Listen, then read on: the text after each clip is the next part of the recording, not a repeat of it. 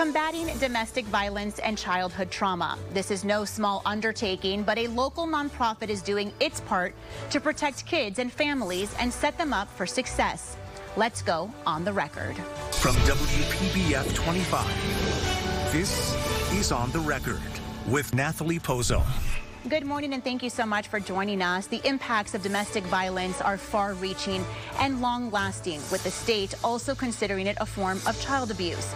Millions are affected each year, and according to the Center for Disease Control and Prevention, about a quarter of women and 1 in 10 men have experienced some form of violence at the hand of a partner. And tens of millions of both women and men experience psychological abuse. All of this can change the direction of a person's life, in some cases permanently. But a local nonprofit has been working to be a light in this darkness for about 40 years. Joining me now is Matt Ladika, the CEO of HomeSafe. Matt, thank you so much for being here with us this morning. Oh, thank you, Natalie. We have a lot to dive into this morning, but first, I want to know more about the mission of HomeSafe. So our mission at HomeSafe is creating safer, more productive lives for infants, children, young adults, and families. And what kind of goes into a mission like that, goes into a nonprofit like yours? So we've got a number of programs.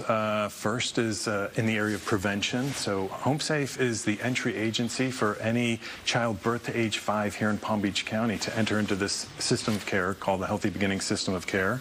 We've also got we've got 4 residential group homes across Palm Beach County that deal with kids who've seen some significant trauma in their lives. And then we have a program in Lake Worth that deals with domestic violence called our SafetyNet program. And then lastly, we're focused in on those kids that are aging out of foster care and they're hoping to continue their education. We've got a beautiful facility called Pond Place where they can do that. And Matt, there's so many layers when we're talking about domestic violence. There's the physical, the emotional, the mental aspect of it. How does HomeSafe want to target each one of those? So when it comes to the family domestic violence, we work therapeutically, and so at our Lake Worth facility, we treat the families, and it's the entire family, so all the victims. Unfortunately, we don't treat the perpetrators, but we have them come into our facility. It's a nice, welcoming place for them to come. They have an opportunity then to kind of share their stories, meet in the groups. We make it extremely accessible for them. If they can't afford transportation to get there, we'll provide Uber. We provide the therapy in English and in Spanish, so it's just a wonderful opportunity. And then for the young kids as well, we've got wonderful volunteers that will take care of the rest of the family while those children, the teens, and the adults are in their therapeutic sessions. When you mentioned the volunteers, are there some who have unfortunately maybe been through these kind of experiences in their life that the children can relate to and maybe feel more comfortable opening up to? So absolutely, and a lot of the times what we'll also do is we'll bring back the victims, that we've served in our facilities, and they'll come back, they'll mentor, they'll tell their stories. I've got a tour coming up this week where it's a young woman who has, experienced some of that, but wants to give back and wants to share her story with those kids. So a lot of the times we have that, and then certainly it's the volunteers who, out of the kindness of their heart, are willing to, offer up their time to spend with these families that need the help. You recently opened up a new facility in Boca Raton. Can you tell us about that? We did. So this is after 5 years of construction. So across Palm Beach County, we rebuilt all 4 of our residential group homes, and this is the Bernstein Family Foundation campus. It is absolutely stunning. It's located in Boca Raton, and there we've got 12 bedrooms for these girls. Actually, it's a female population down there, but 12 bedrooms, 12 bathrooms. They absolutely love the facility. The feedback from when they got there, they were just absolutely thrilled. So to have their own bedrooms, to have their own bathrooms is a game changer for us and for those kids. Yeah, to try to make it just as, I guess, safe, safe and homey as possible, even though I know that we're coming from a background and from a home that maybe is not the best. And to have that private space is critical for them. So if you can imagine, you get removed from your home, you've been in the child dependency system for upwards of 2 years, and then ultimately wind up at our level of care. It's a high level of care. We're one step away from a lockdown facility. And so imagine going into a facility like that with 11 other girls who would be on, psychotropic psychotropic medications, but to have, when you walk in, to know you have your own bedroom, you have your own bathroom, your own air conditioning controls, it makes it so much better, because it's a, you know, it's just a difficult time in their life, what they've experienced, what they're going through, and then to try to, you know, adapt within that home setting, it can be extremely challenging. So having that space has been just the best thing for us. You know, I want to talk a little bit about when we hear of women and men in domestic violence situations as adults, it's not always easy to do, but as an adult, you know, you can try and get away from the situation. Again, there's so much that goes into that. It's not as easy as it sounds. But when we're talking about a child, they're so vulnerable. They don't really have, you know, the people at home are not people they can turn to. They don't have anyone, you know, and how do you get out of a situation like that if you're just a child? What can we do as a community to look out for things like that, to help children who are in those situations? So I think it's reporting.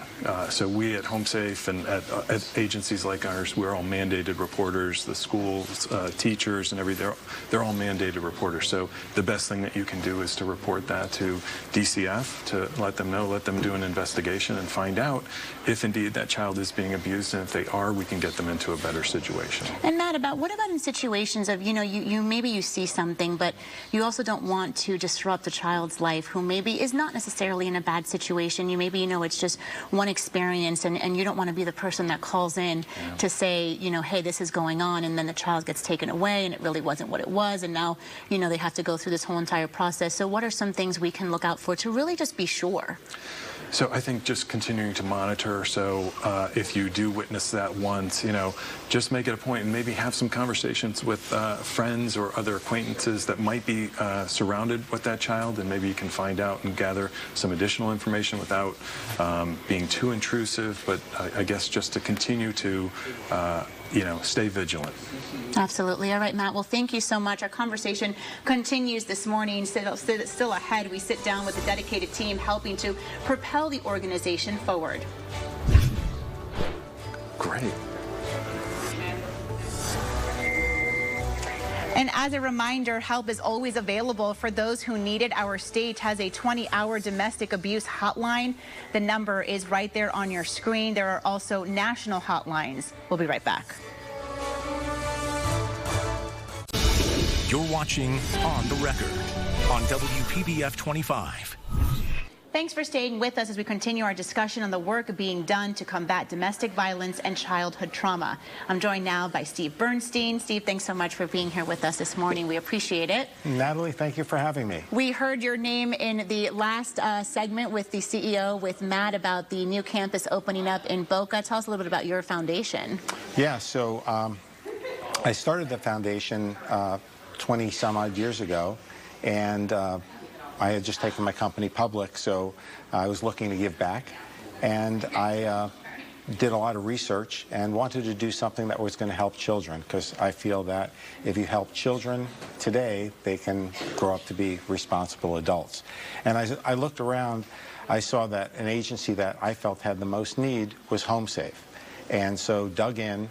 And at the time, Matt, who you just interviewed, was the CFO, and I met with him and the CEO, and I really got behind the management team and the mission. And really, this was once I had the resources to start giving, this was the first agency I gave to, and that was over 20 years ago. And I've been very involved with the agency ever since.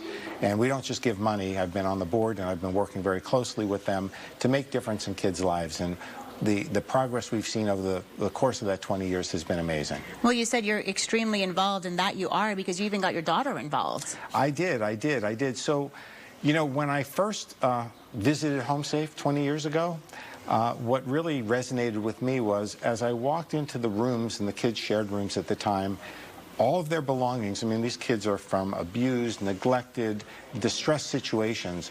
All of their belongings was in this footlocker that HomeSafe provided them. So they basically provided them with a footlocker. They were able to decorate it with their favorite sports team or actor or movie, and they decorated these footlockers, but everything they owned was in this little footlocker. And I wanted my daughter to realize that, you know, we've been blessed with resources, and I wanted her to see that other kids don't have that, and it's important to give back. And so it was at that point that I brought her in, and she was 10 years old. I was Santa Claus one year, and she was one of my elves. And really, ever since then, she's been very involved. She's a licensed mental health counselor now, and even when she was doing her internship, she would do some work at HomeSafe and volunteer there, and she's still very involved in the agency with me today. How do you think you bringing her over to HomeSafe at just 10 years old kind of shaped what she's doing right now with her life? Yeah, it did, and she's very philanthropic. I have a charitable foundation that really her and I run, and you know, she's involved in other organizations as well, but I think HomeSafe is near and dear to her heart, and we're so honored to chair the big fundraiser that they have every year called The Classic, and her and I did it together, and it was a great success. What do you want people who aren't familiar with HomeSafe, or maybe are, to take away from what the organization does? Well, I think that the organization is here to really take care of abused and neglected children, and I think that, you know, there's a big need for that, and I think, you know, as a donor, I say to other donors, I say it's easy to donate to the local hospital or to your school or to your church or to your synagogue because you have a connection there, you have access to other things, maybe have some benefits. But HomeSafe is really just helping these abused and neglected children, and they need the help. You know, we run off of a budget every year where we do get contracts, and we have a $13 million a year budget, but only 11 of that comes from contracts. So the other $2 million has to come from donors, and so it's really that $2 million that we have to fill. And you know, it's like I said, it's not something that gives anybody any kind of access. It's just because it's out of the goodness of your heart, and we do it. We do that every year. What do you want to see in the coming years for HomeSafe? Well, you know, we just luckily through our years of doing this, we had a big capital campaign, and we built all new campuses. And we have 4 campuses, and they're all new. And those campuses, the big defining factor is that every kid has their own bedroom in these campuses. Before, they used to have to share a room. So now they have their own bedrooms. The campuses are done, and our focus now has to be on really maintaining those campuses, adding better quality, making sure we're taking care of our staff and our clients. So we've had a big year of capital growth where we've built all these facilities. My next 4 or 5 year goal here is let's take care of what we have, let's nurture what we have, let's nurture our children, and let's have great success stories. It's like we've been hearing, you know, when you help out when a child is young, it's only going to set them up for success in the future. Yeah, it is. And you know, the funny thing is, when I was a kid, I grew up in New York City, and my favorite day, because I'm a worker, my dad would take me to work with him. And I remember as we would walk down the streets in New York, we see all these homeless people, and I'd get all the change I had, and I'd give it out to the homeless people. And I always said to my dad, what can we do to solve this problem? He says, you know, one day you'll figure it out. And look at that. And so now I think we figured it out. All right, Steve, thank you so much for stopping by. We appreciate you and everything that you're doing. Thank you, Natalie. After the break, we continue our conversation with HomeSafe. Stay with us. Thanks for staying with us. I'm joined now by Laura Baker, HomeSafe's Chief Philanthropy Officer. Laura, thanks for being here with us. Thanks for having me. Laura, I want to talk, you know, we've been hearing all morning long about what the organization does, and, you know, sadly, so many of these kids are so young when they come to the organization. What can you tell us about just some of the ages and the stories that you've heard? Absolutely. So in our residential program, we've had children as young as 6 years old. And these are kids in foster care. Certainly being removed from your parents and your family and everything you know is very distressing and very traumatizing. But the kids that come to us have experienced significant trauma, abuse and neglect. When they come to HomeSafe, they're angry, they're afraid. Their walls have been built up because for our kids, sometimes they've been moved around 5, 10, 20 times in their short lives. And to have been taken all over the place and live with all these different adults, it's very hard for them to trust. And so it's really our job to help them open up and realize that this is going to be a safe place for them where they can finally heal.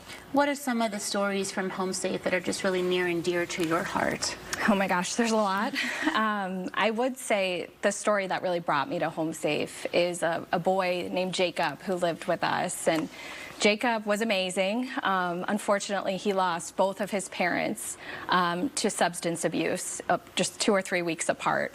And when he came to HomeSafe, Jacob was very angry. He called himself the orphan, and he really didn't understand how to trust. And it was his therapist, Miss Stephanie, who really chipped away at the walls and worked with him and made him feel loved and supported.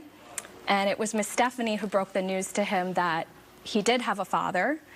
His mother had not been honest about who his father was. His father was alive and had finally learned about him and took a paternity test and wanted to take him and have him come live with him.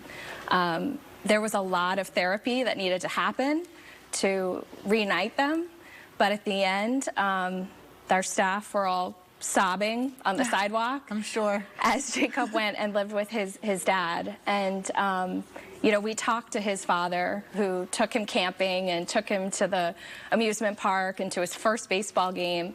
And his dad said to us, you know, everyone says that I saved Jacob's life, but he saved mine. Look at that. Oh, my gosh. That's a beautiful story, Laura. What do you think it takes? I mean, you're talking about the volunteers and the therapists over at HomeSafe. I feel like it takes such a special group of people to be able, you know, to enter a child's life like this and uplift them and, you know, show them that they're loved and they're not alone. Absolutely. I mean, I will say our staff are special. They are some of the most compassionate, loving people you'll ever meet. We have staff that have been with HomeSafe for upwards of 20 years. This is their passion, helping these kids. You know, I will say every house at HomeSafe has a therapist. We have a psychologist on staff. We have case managers who help our kids with life skills and education. You have to understand, for some of our kids, they've never celebrated a birthday before. They've never gotten a Christmas or a Hanukkah present before. When they come to us, they need adults in their life who they can trust and who can help them sort of rebuild their confidence so that they can love themselves. I think it's really special to know that our staff keep in touch with our kids long after they've left. They get the phone calls when the kids are graduating high school or college or having kids of their own. So it's really special, and it wouldn't happen without the people at HomeSafe. I mean, and you think so many of these children, that's all they know in their home. You know, that's all that they're exposed to growing up. So coming to a place like this and getting a birthday gift and being able to blow out those candles, you know, and maybe having something under the Christmas tree, that must do wonders. It does. I mean, for our kids, we love them so much, and they're so special to us and so precious, and it's rebuilding that confidence in them, helping them learn how to trust themselves. You know, what is success for a child at HomeSafe? It's having the coping skills. Healing is not something you do overnight. It's a journey, and we want them to know there's always going to be struggles in their life, but they have the tools and the confidence and the self-love to be able to succeed. No, that's because they're doing that hard work, and you guys are as well. Before we wrap up, how can people get involved? How can people help? What are your goals for HomeSafe? Absolutely. I mean, I just want people to open up their circle of compassion. There's 19,000 kids in the foster care system in Florida. The need is endless. We love community support. We love people, you know, volunteering their time, volunteering certainly their skills. Financial donations are critical because that pays for our kids to go out and do recreational activities and have experiences and know that anywhere that they go in their lives, they will belong. So we recommend that people reach out, helphomesafe.org, and just really think about how they could bring their skills to changing a child's life. Laura, thank you so much for sharing those stories with us this morning. We'll be right back after this.